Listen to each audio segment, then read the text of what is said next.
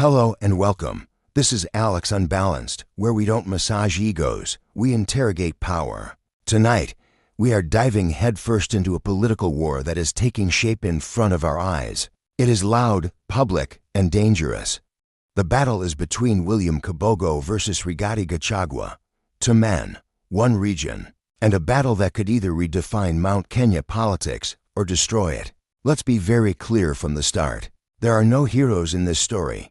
There is only ambition, ego, and a region being treated like a political commodity. ICT Cabinet Secretary William Kabogo recently went for the jugular. He accused former Deputy President Rigathi Gachagua of practicing politics of revenge, lacking a development agenda, and deliberately misleading Mount Kenya voters. Kabogo's message was simple: support Ruto, reject Gachagua, stop complaining, and fall in line. Now let's take a pause. Kabogo wants to sound like the voice of reason, the technocrat, the grown-up in the room. But let's not be fooled. This was not a policy speech. This was a political declaration of war.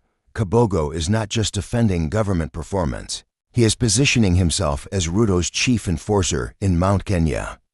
Let's criticize Kabogo honestly. Yes, he talks development. He talks stability, and he talks continuity. But here's the problem. Kabogo speaks at the people, not with them. He dismisses their anger instead of explaining the hardship they are going through.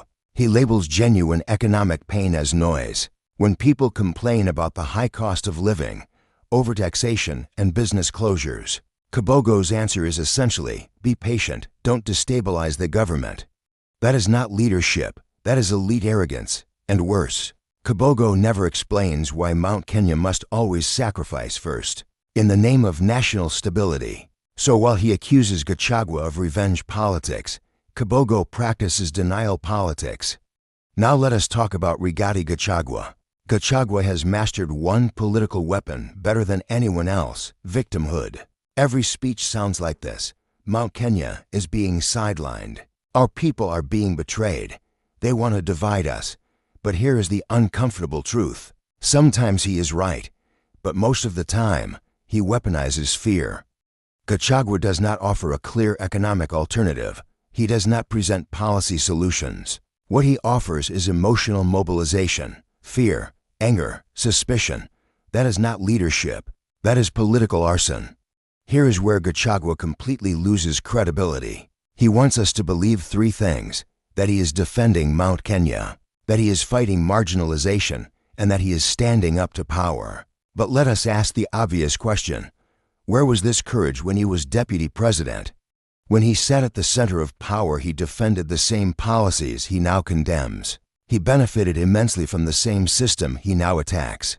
So when Gachagua suddenly discovers injustice, it feels less like awakening and more like political convenience. Let us strip away the speeches. This fight is not about roads, education, health care, or less taxation. It is about who controls Mount Kenya's political direction in 2027. Kabogo wants Mount Kenya locked into Ruto's re-election game plan with no dissent and no alternative power center. Gachagua wants Mount Kenya consolidated behind him for maximum bargaining power and as a launchpad for national relevance. What about the people, you may ask? They are collateral damage. This rivalry is toxic for three reasons. It reduces Mount Kenya to a voting bloc, not a region with diverse needs nor with citizens with individual voices, but just numbers to be herded to the voting booth. It silences new leadership where young leaders, professionals, and reformists are all drowned out by too loud egos.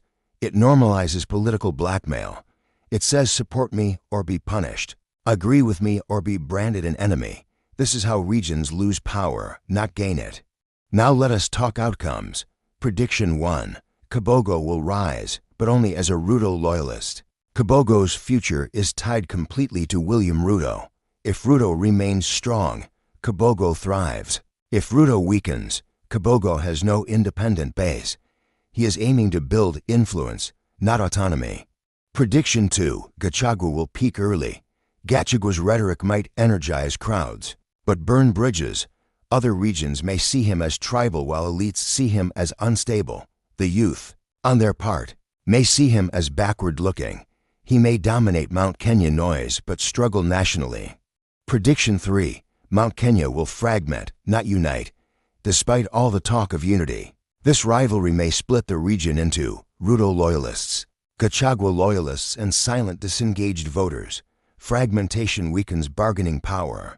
Prediction 4. A third force will benefit as Kabogo and Gachagua fight. Space may open for new political movements, alternative candidates, and outsiders selling calm over chaos. History shows this pattern again and again. Let me end with this. Kabogo is wrong to dismiss anger, and Gachagua is wrong to weaponize it. One hides behind development slogans while the other hides behind community fear. Both underestimate one thing: the Kenyan voter is tired. Tired of being mobilized, not empowered. Tired of noise instead of solutions. Tired of leaders fighting each other while the cost of living keeps rising. Mount Kenya does not need a savior. It needs development, commerce, and good governance. This has been Alex Unbalanced, where power is questioned, narratives are dismantled, and comfort is never guaranteed. Like, subscribe, share, and remember, stay informed, not indoctrinated.